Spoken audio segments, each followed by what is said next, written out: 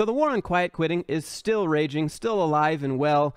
You probably know it now as doing the bare minimum, or you're lazy or whatever, but that's not what quiet quitting is. It just means doing the job you're paid to do, and if they want you to do more, they should give you an incentive of some sort, which makes sense to most people on planet Earth, but not to CEOs and executives and other people high up in these large corporate companies that want you to do more for nothing. Anyways, Arianna Huffington, which is the CEO of Thrive, a multi-level marketing company, but she wrote this giant article about quiet quitting, and she essentially called it an invasive species. So without further ado, let me read you this article. It's one of the worst takes I've seen from a CEO. She starts off with, quiet quitting. It's a term and an idea that's not so quietly gathering steam, and also one we need to quit on. I first noticed it in July on the heels of a viral TikTok by ZK Chillin. Since then, it's like an invasive species. The term has caught on with recent write-ups and all these other journals. Now, this is where I have to stop and say, so people that are realizing their job doesn't have to be their entire life are an invasive species? She goes on to say, quiet quitting clearly entered our work conversation, but here's why we need to keep it out of our work lives. Quiet quitting isn't just about quitting on a job, it's a step towards quitting on life. Quiet quitting is not a step towards quitting on life. It's actually quite the opposite, in my opinion. It's a step towards focusing on life and realizing again that work doesn't have to be your entire identity. We all know that person. Whether you want to admit it or not, most people work to live. They don't live to work, especially if they don't own the company they work at. Most people have been told their entire lives that if you work hard and do good work and show up early and stay late and work weekends, you'll be rewarded. And that's just not always true.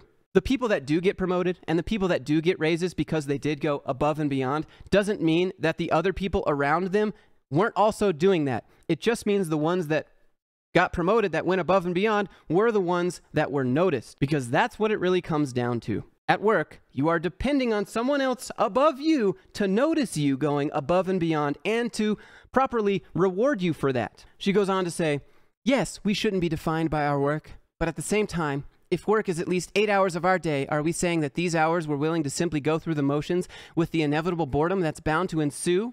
Work can give us meaning and purpose. It's part of a thriving life. We should absolutely reject hustle culture and burnout. But rejecting burnout doesn't mean rejecting the possibility of finding joy in our work, loving our work.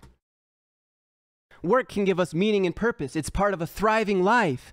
And so can any number of things in this world that you think give you meaning and purpose. It doesn't have to be something that makes you money. In fact, for most people, the things that give them purpose in life are things that cost them money, which means it's usually not their job. She says we should absolutely reject hustle culture and burnout, but rejecting burnout doesn't mean rejecting the possibility of finding joy and love in our work. So, quiet quitting doesn't mean that you're just going through the motions. It means that you're doing good work, that you're focusing on the work that you're doing. You're just not doing any more work than you're responsible for or than you're paid for. It has absolutely nothing to do with the quality of the work that you're doing, the amount of love of the work that you're doing, purely the amount of boundaries you have when it comes to doing more than what your job description says you're supposed to do. As I've said before, work smart, not hard used to be the motto, but now you're just lazy. And to further counter your point here, I'd go as bold as to say most people quiet quitting probably find more joy or maybe even more love for their job now that they aren't overextended and burnt out because they've gone above and beyond nonstop without any reward. Down here she continues and she says, going above and beyond doesn't have to mean allowing ourselves to be burned out. Pushing ourselves beyond the bare minimum is how we grow, evolve, and expand our possibilities. You can still push yourself just by doing your job.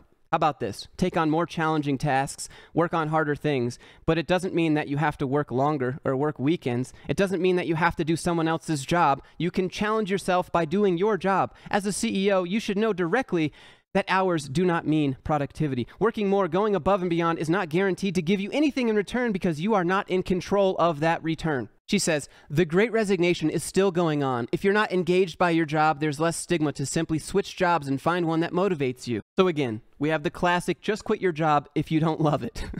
It's such a boomer mentality. And she's 72, so technically she identifies with the boomer generation. But anyways, most people can't just quit their job because they don't love their job. And as I said a couple weeks ago, there are plenty of reasons that people keep jobs that they hate. Now, get this. And I know it might be hard to understand, But some people just work a job so they have money to do things they enjoy and live a life they're satisfied with. Have you ever thought about that? She says, burnout is of course still with us, but the desire to do something about it has never been higher. According to a report from Deloitte, 95% of C-suite executives agree they should be responsible for employee well-being, and 83% of them say they'll do something on the issue in the next few years. I think most executives usually agree that they should do better about employee well-being vocally, but then they never do anything. Actually, I believe the term for this is known as quiet firing, actually, when companies just refuse to allow you to grow in the company. No matter what you do or how hard you work, you're stonewalled. Or maybe even you see some people less qualified than you moving up in the ranks of the company. Quiet firing exists. Refusing to promote someone who's doing great work exists. Because you don't want to pay them more. You just want to see how long they'll keep pushing out endless work for you. I would argue that quiet quitting is a realization of the value of one's own labor. If I'm in a toxic environment, or have diminishing returns from my work, why should I overexert myself? We live in times where we have unprecedented productivity, but we certainly don't have unprecedented compensation. Quiet quitting can stem from many things, such as leaving an abusive environment, removing oneself from being exploited, hitting a glass ceiling. Quiet quitting is not something that was invented from nothing. Quiet quitting is a reaction from people when they realize they haven't been acting their wage. The broad shift in culture is moving away from our parents' beyond antiquated rule book of how to approach your behavior with employment. And for the majority, that means clock in, clock out, and find your meaning in places that won't terminate you due to market downturn. It's not about quitting on yourself. It's about saying no to being squeezed for every ounce of your productivity in a world where a million other factors are pulling at people's mental well-being all the time. And then this is where it gets good. So instead of quiet quitting, how about joyfully joining? Oh my God. Rather than go through the motions in a job you've effectively quit on, why not find one that inspires you, engages you, and brings you joy? How about joyfully joining your family at home after work instead of donating unpaid work hours to your employer while ignoring your children? Quiet quitting is a weird and manipulative term to frame what's happening as quitting when employees are still doing their job. The hustle culture that permeates so many workplaces today leads to cultures of overworking as a default. Workers are trained to shun those who leave the office at the end of the day, to go attend a child's performance, to go to the gym, to spend time with a loved one, or just to pick up groceries on the way home. And this is incredibly problematic. Why should employees neglect finding joy in their personal lives in favor of providing free labor to corporations who fail to even provide them with a livable wage? If you truly want your employees to go above and beyond, then offer an incentive. Maybe offer profit share. Maybe offer some equity. Maybe offer extra time off. Maybe offer more flexible hours.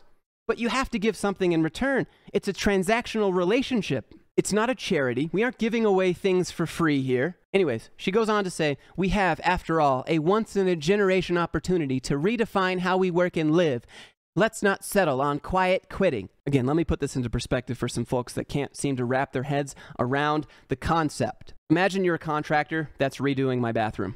Using the standard model, when you come to do my bathroom, should I also expect you to go and redo the grout in my kitchen or fix the pipes in my garage in hopes that I'll rehire you to do more bathroom work? You're probably not going to do that. It's going to cost more money. Quiet quitting is simply you doing the bathroom remodel that you were paid to do, nothing more, nothing less. This idea of going the extra mile is just like the standard, we're all family here, lies management tell us, so that we sacrifice ourselves for the good of the company. Until you're paid to go the extra mile, just go the miles you're paid to go. After all, it's just business, right? That's what they'll say to you when they're escorting you on the way out for some mistake the CEO made and now he has to lay off a bunch of the company. Click like if you enjoyed today's video and click subscribe if you'd like to watch me call out these other CEOs that have no idea what they're talking about, but they'd love to get free labor, of course, right? It's obviously more for less, more for less. That's the business motto. So I'll keep calling them out. You keep subscribing, keep watching. Leave a comment. Let me know what you guys think. Otherwise, I'll see you guys in the next one.